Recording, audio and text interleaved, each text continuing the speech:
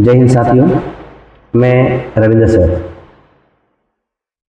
Founder of Rajmati Devi digital library.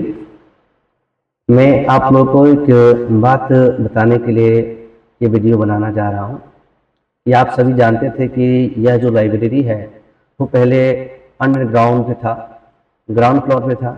अब जो है इसका शुरुआत जो है फ्लिपकार्ट के ऑफिस के सबसे ऊपर वाले फ्लोर जो है, थर्ड फ्लोर जो है, उस पर कर दी गई है। कुछ व्यवस्थाएं वहाँ पे परिपूर्ण नहीं हो पा रही थी, जिसकी वजह से हमें स्थान परिवर्तन करना पड़ गया। तो आप कभी भी अगर विजिट करने के लिए आते हैं तो आप सबसे लास्ट वाले फ्लोर जो होते हैं, थर्ड फ्लोर पे आकर के देखें। इसमें व्यवस्थाएं पहले से बहुत कुछ परिवर्तन कर दिया गया है। आप देखेंगे तो आपको आकर्षित लगेगा, एक बेहतर माहौल देखने को मिलेगा और एक बेहतर तरीके से इसको अपने हिसाब से मैंने सीखने का कोशिश किया है, सजाने का काम किया है, आप देख सकते हैं। सबसे बड़ी बात है कि मैं देख रहा हूँ अभी जो बच्चे आते हैं लाइब्रेरी में, उसमें बहुत सारे कमियों को मैं एडिट कर रहा हूँ। जहाँ तक मुझे लग रहा है कि अगर बच्चे लाइब्रेरी में इन करते हैं तो उसके बॉडी लैंग्वेज, उसकी कम्युनिकेशन स्किल्स, उसकी बिहेवियर, हर चीज़ में परिवर्तन होनी चाहिए।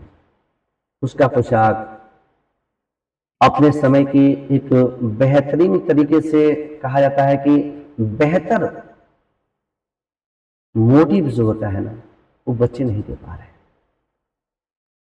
तो मैंने सोचा कि कुछ बातों को, अगर कहीं भी आप लाइब्रेरी ज्वाइन करते हैं, कहीं भी लाइब्रेरी में अगर पढ़ने के लिए आते हैं, उस उम्मीद के साथ जाते हैं कि जो हमारा 4 घंटे, 5 घंटे, 10 घंटे, 12 घंटे हैं,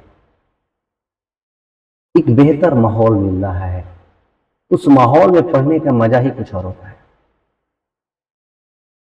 तो पढ़ाई अगर हम लोगों को लगातार लंबे समय तक करनी होती है तो उसमें कुछ बातों को विशेष करके ध्यान देना पड़ता है। सबसे पहले बात, मैं आपको कुछ स्टेप बताने जा रहा हूं, जिसको अगर कहीं लाइब्रेरी में अगर पढ़ने के लिए जा रहे हैं, किसी भी लाइब्रेरी में पढ़ने के लिए जा रहे हैं, इस नियम को अवश्य पालन करेंगे, क्योंकि लाइब्रेरी से बड़ा दोस्त कोई नहीं है। लाइब्रेरी है जो है ना, दुनिया के आज जो है, अभी के दौर में जो है, लाइब्रेरी जो होता है ना, ये दुनिया का सबसे बड़ा साथी है, जो आपके अंदर जज्बा भरता है, आपको मजबूर करता है सेल्फ स्टडी करने पर, एक बेहतर माहौल देता है, एक बेहतर क्रिएटर का काम करता है, जिसका नाम लाइब्रेरी है। लाइब्रेरी आपको समय को बहुत बेहतरीन तरीके से यूज करना सिखाता है। तो आप कभी भी अगर लाइब्रेरी में जाते हैं, किसी भी लाइब्रेरी में जाते हैं, इन बातों को विशेष करके ध्यान दीजिएगा। सबसे बड़ी बात कि अगर किसी भी लाइब्रेरी में आप जा रहे हैं तो आप जाइए, जितना कम हो सके उतना कम दोस्त बनाइए। पहली बात, आप कहीं पढ़ रहे हैं तो आप दोस्त बनाने नहीं गए, अपना भविष्य बनाने के लिए गए। तो आप अगर जा रहे हैं किसी लाइब्रेरी में तो अपने फोकस अपने आप पे करना है, अपने एजुकेशन पे करना है, अपने ड्रीम पे करना है, दोस्ती पे नहीं करना है। क्योंकि आप वहां राजनेता नहीं बनने गए हैं, वहां पे आप मुखिया चुनाव लड़ने के लिए नहीं गए हैं। वहां आप जो है ना, सबसे कम दोस्त बनाना है। अगर आप दोस्त नहीं बनाते तो बेहतर है सर, क्योंकि दोस्ती समय बर्बाद करती है। दोस्ती ऐसी होनी चाहिए जो आपको डिस्कशन करने पर मजबूर करे। दोस्ती अगर करना ही है तो किताबों से करें, किताबों से दोस्ती करें, जिससे आपको कुछ ज्ञान मिले, जिससे आपको समय की बचत हो, समय आपके हित में काम करे। अगर दूसरी बात है कि अगर किसी भी लाइब्रेरी में जाते हैं तो आपके जो कपड़े हैं वो ढीले होने चाहिए, यानी ऐसे कपड़े, नॉर्मल कपड़े पहन करके जाएं, क्योंकि भाई आपको जो है वहां पे लड़की पटाने तो जा नहीं रहे, शादी विवाह तो जा नहीं रहे, मेला तो जा नहीं रहे, तो फिर सज धज के जाने की क्या जरूरत है। आप अगर जा रहे हैं लाइब्रेरी में तो पढ़ने के लिए जा रहे हैं, और पढ़ने की जो समय है वो आपको काफी लंबे समय तक है। अगर हम लोग कंफर्टेबल जो है कपड़े पहन करके जाते हैं, सादे ड्रेस में जाते हैं, तो किसी का आकर्षण नहीं बढ़ता है और हम अपनी पढ़ाई पे ज्यादा फोकस कर पाते हैं। बहुत सारे बच्चे बात कि लाइब्रेरी में जाते हैं तो आप दूसरे किसी गेस करने लगते हैं, वो फलाने इतना समय तक पढ़ रहा है, पढ़ने में बहुत तेज है,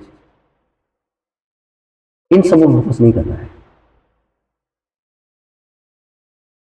दूसरा तैयारी कैसे कर रहा है, क्यों कर रहा है, कैसे कर रहा है, उसको ताक झांक करने की जरूरत नहीं है। आपका जो चेयर है, या आपका जो समय है, या आपका जो एरिया है, इसको आप कैसे बनाना चाहते हैं, कैसे रखना चाहते हैं, आप अपने एरिया को सजाइए, मानचित्र बना लीजिए, लाइट को कैसे सजाना है, अपने इर्द गिर्द में जो भी हमारे व्यवस्थाएं हैं उसको कैसे कैसे करें कि वहां बैठने के बाद से हमें लगे कि हम पढ़ने के लिए आए हैं और हमें पढ़ना है। आपको बैठते बैठते पढ़ने के लिए मजबूर कर दे। और बेहतर होगा कि अगर आप पढ़ने के लिए जा रहे हैं तो जो आपकी केबिन मिली हुई है उस पर एक नोटबुक बनाए, एक नोटबुक जाते जाते अगर लाइब्रेरी में जा रहे हैं तो नोटबुक बनाए, एक पेज बनाकर के वहां सामने चिपका दे कि आज आपको ये टॉपिक इस विषय का हमको कंप्लीट कर देना है। अपना टारगेट लाइब्रेरी में ही कंप्लीट करें पहले, बात। उसके बाद हम लोग का होता है कि बहुत सारे बच्चे होते हैं, देखते हैं कि भाई आ रहे हैं लाइब्रेरी में पढ़ने के लिए और उसको 1 घंटे में भूख लग जा रही है, आधे घंटे के बाद से फिर चाय पीने चले आ रहे हैं।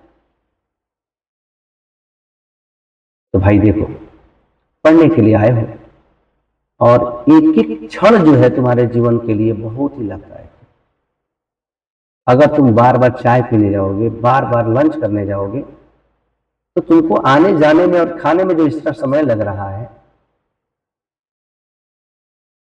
क्या उसको तुम किसी पैसे से वापस ला सकते हो?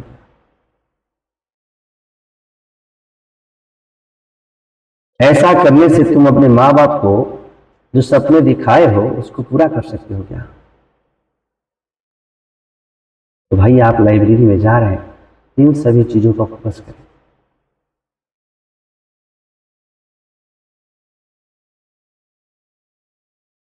अगर आप जा रहे हैं, चौथी बात यह कि अगर आप लाइब्रेरी में जा रहे हैं तो डेली का टारगेट बनाएं। आपको क्या पढ़ना है, कितना पढ़ना है। दूसरी बात कि अगर लाइब्रेरी में जा रहे हैं और लाइब्रेरी में जाने के बाद आप अपनी किताबों को सजा ना करें। अब ये बुरा मानने वाली बात नहीं है भाई साहब। अगर आप अपनी किताबों को अगर दूसरे किसी से शेयर करते हैं तो हमारी जो किताबें होती है उसमें जो है ना हेडिंग जो होता है ना, उसको हाईलाइट करके रखे रहते हैं। कुछ इंपॉर्टेंट चीजें होता है उसको अपने हिसाब से मैंने हाईलाइट करके रखा हुआ है, और जब मैं किसी को दूंगा तो वो अपने हिसाब से हाईलाइट कर देगा। जैसे आपको देख सकते हैं, एक बच्चा का बुक है, इसमें जो है ना इन्होंने टिक लगा कर रखा है, देख सकते हैं आप। देख लीजिए, जो जो टॉपिक इसको 100% याद है शायद उसको ये इन्होंने क्या कर दिया, टिक लगाया हुआ है, और जिसको याद नहीं है उसको छोड़ दिया बेचारा। यहाँ पर देख सकते हैं, देख रहे हैं ना, ये बेचारा पढ़ा हुआ है और इसमें कुछ इंपॉर्टेंट चीजों को लिखा हुआ है, टारगेट किया हुआ है।